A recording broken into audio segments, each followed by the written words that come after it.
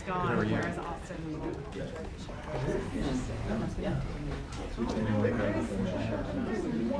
There's one freshman Democrat calling for his resignation. Could we start seeing and Jack? Hello. Thank you very much for coming by. We've made substantial progress on this issue of the Secretary of Defense, his illness and his absence, and the discrepancies about notice.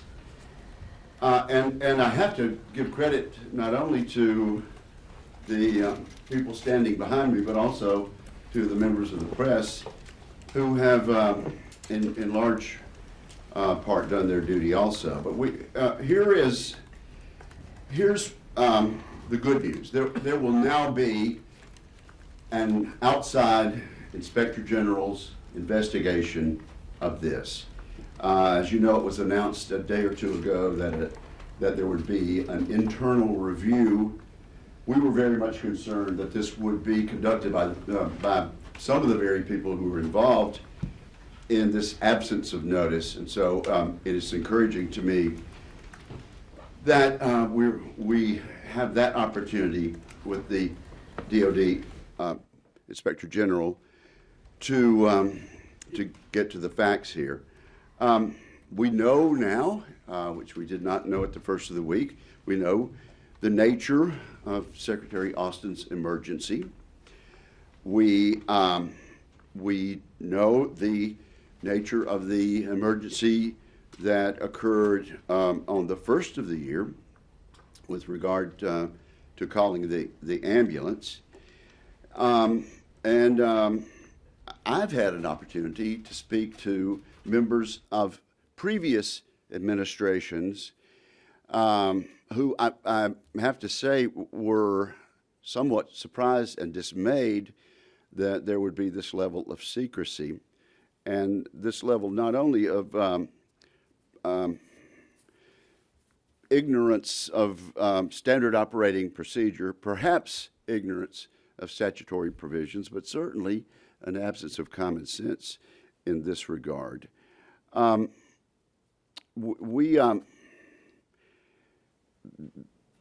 It really doesn't matter whether the statute was violated or not.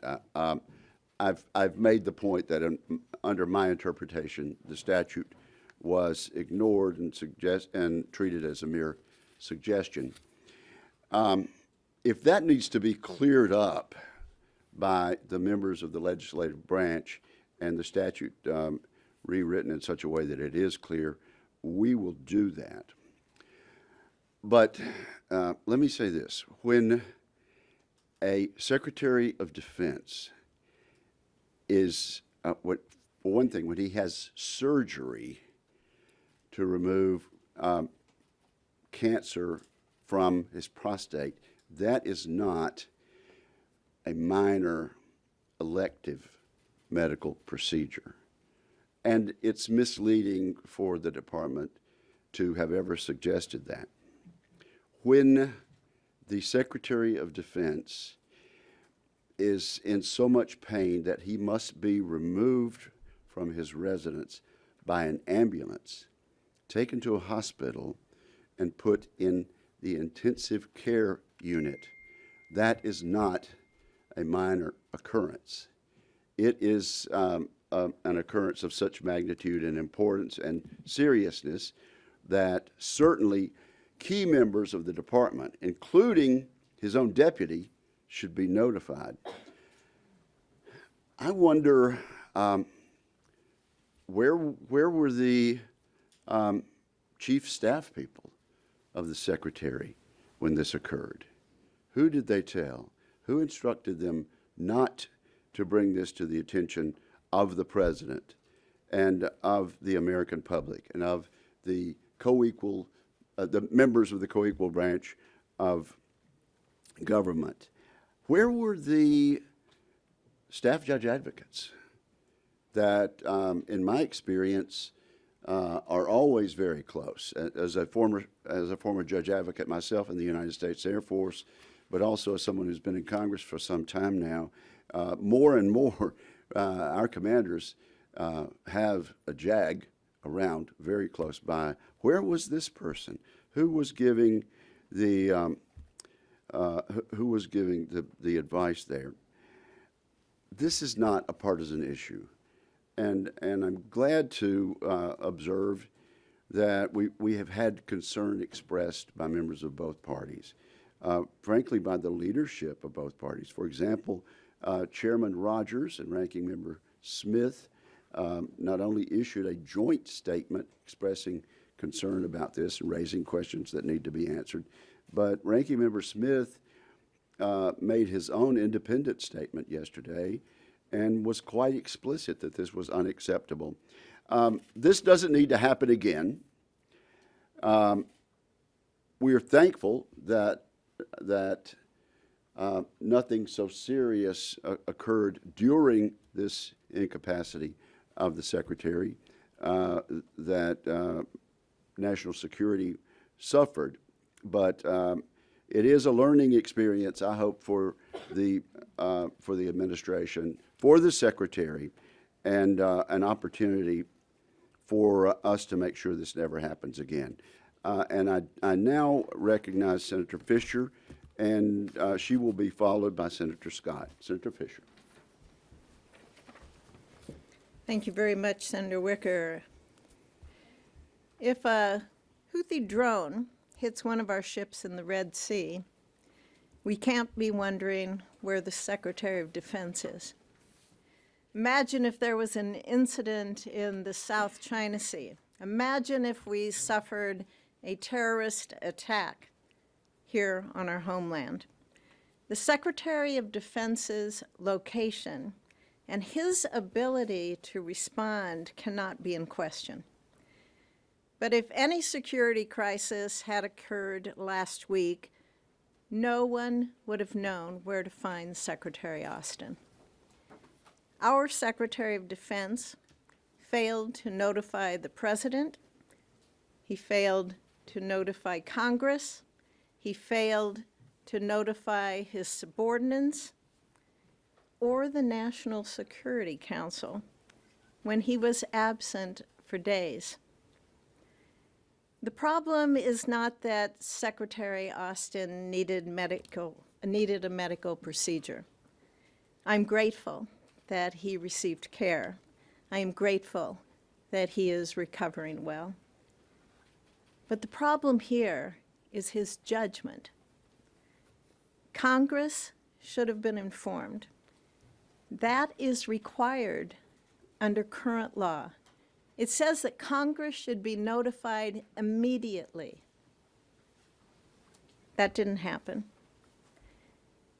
The Secretary of Defense plays a critical role in our nation's most significant military operations.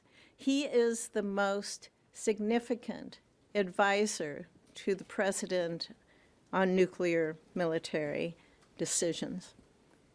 And the President relies on his judgment when every second counts. So this breakdown in command and this breakdown in communication, it threatened our country's safety. It exposed serious accountability problems within the President's cabinet and problems within the Pentagon. We were told that there would be an internal review within the Department of Defense. The Secretary's Chief of Staff announced that early. And I agree with Senator Wicker, and I'm pleased that we're going to see a different review. And I hope that review is going to include not only the Department of Defense, the National Security Council, and the executive branch and the administration, but that will also include Congress as well. We have to have these questions answered. America deserves to have answers now. We need to have them soon. And if there are problems out there, besides the fact that it was a decision just not to tell anybody. But if there is a problem with command, if there is a problem with communication, those need to be addressed, and they need to be addressed soon. Thank you. First, I want to thank Ranking Member Wicker and Senator Fisher for caring about this issue. I think all of us wish General Austin good health, and we hope he has a full recovery. You know, one of the frustrating things I think Americans have is their federal government is not very transparent and there's no accountability. I think that's unacceptable to all of us. Anybody that's been in business knows that you have to be transparent and people are held accountable. We've got to do the same thing here. He is a key member of the U.S. National Security Team. He's got a critical role in every issue that we deal with outside this country and inside this country, clearly with nuclear protocols. For him to be unable to execute his duties and not tell the National Security Council or the President, I mean, you just can't even make this stuff up. I mean, who would even think that you shouldn't do that? I mean, you do that in your business life. I mean, we would do it in ours, and we would do our jobs. We'd tell people. Now, we've got a weak president. We got the Houthis firing missiles at us and suicide drones. We got our ally Israel being basically at war. We've got Putin in a land war. We got Communist China threatening us in Taiwan. We got a briefing earlier today about that. I mean, it's a dangerous world right now. So for you to have a Secretary of Defense that decides that he's not going to tell the President or the National Security Council or Congress what they're doing, there has to be accountability. I'm glad there's going to be an independent Inspector General investigation, but I think the Pentagon ought to come here right now and tell us exactly what happened. And whoever did something wrong, they've got to be held accountable. The American public is sick and tired of people doing the wrong thing and there being no consequences. General Austin needs to be held accountable for what he did, but anybody around him that withheld this information needs to be held accountable. Well, thank you all for coming. We'll take questions. Let me just re-emphasize. There's going to be an IG. I don't know if there would have been such an investigation if we hadn't raised these questions over and over. There should be a hearing. Senator Scott is exactly right. Jack Reed is my friend. I've communicated this to him directly too. He is the person who calls hearings for our committee, and so I hope he will do so, and that can proceed along while the Inspector General is doing his job. I'll take a question or two. Yes, right here and then there. Okay. Senator Wicker, the Islamic Republic of Iran just confirmed that a tanker that was seized off the coast of Oman a few hours ago has indeed been taken by the IRGC, the Islamic Revolutionary Guard Corps, and right now is being diverted to Iran. After this incident, and given all the other incidents that has been happening during the past 2 weeks in the Red Sea and the Indian Ocean, do you think the fact that the Pentagon did not have anyone at the helm for a few days has emboldened the Iranian regime to increase its attacks against the U.S. forces in the region? I want to be careful how I choose my words, but your point is well taken. There was kinetic action in that region during this time frame, and the president needed to know the condition of his chief national defense administration official.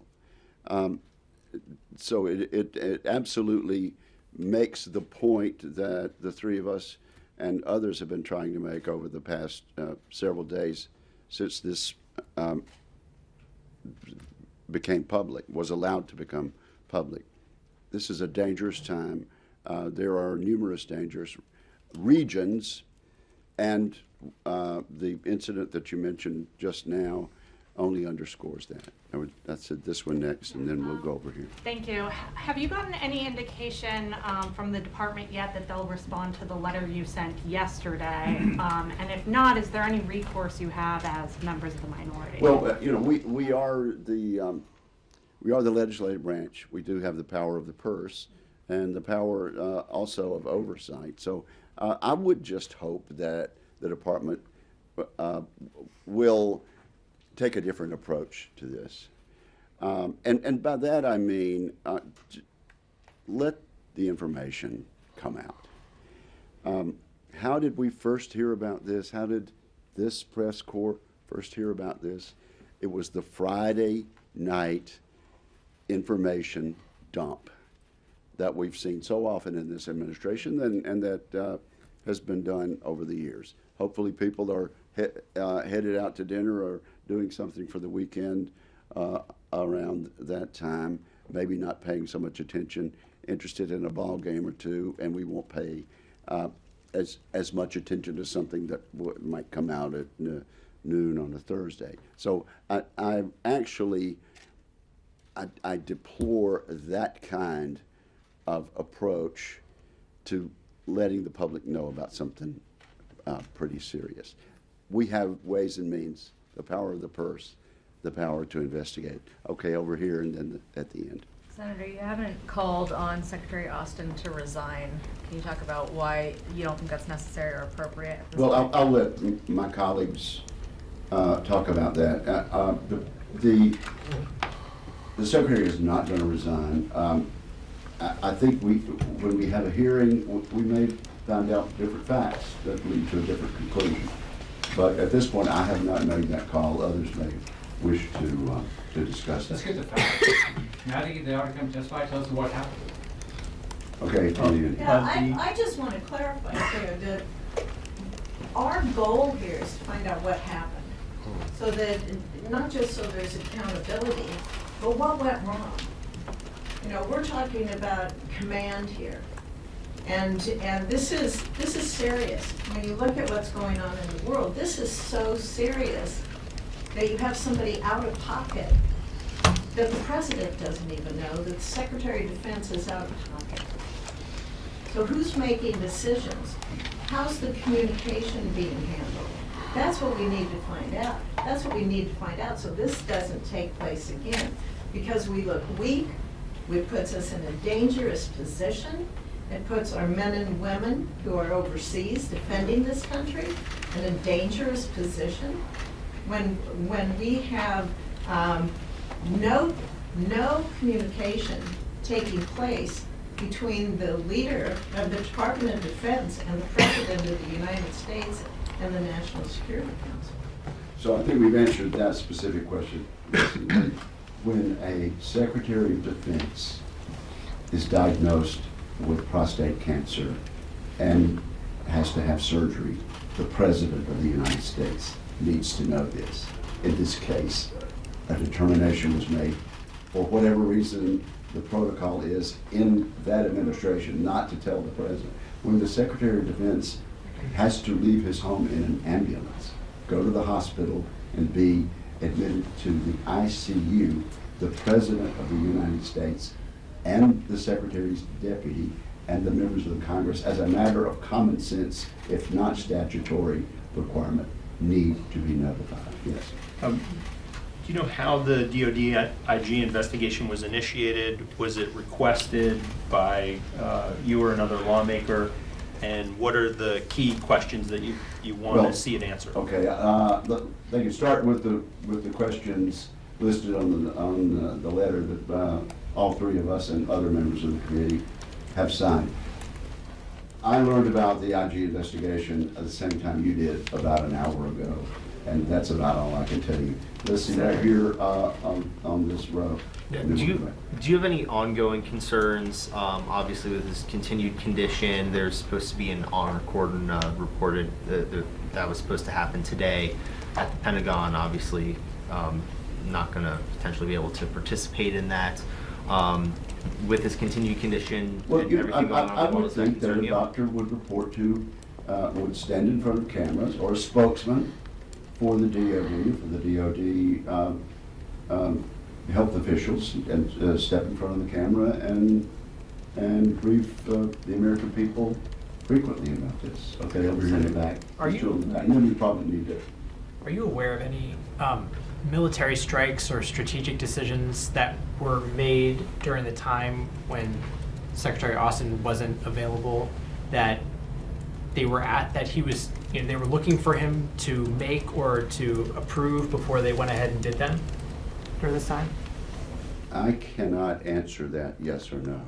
I can only say kinetic action took place during this time. And the President of the United States needed to know that.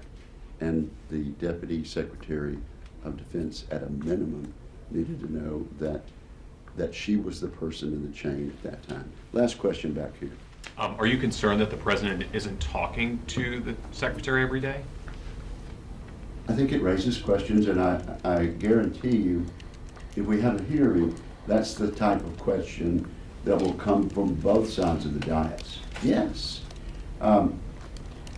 To what extent is the Secretary of Defense a part of the principal conversation going on about not only strategy but day-to-day tactics? Yes, it's a very important question. Folks, we'll be in the area, but I think we'll cut off the formal part of this at this point. Thank you very much. Thank you. Thank you, Jeff.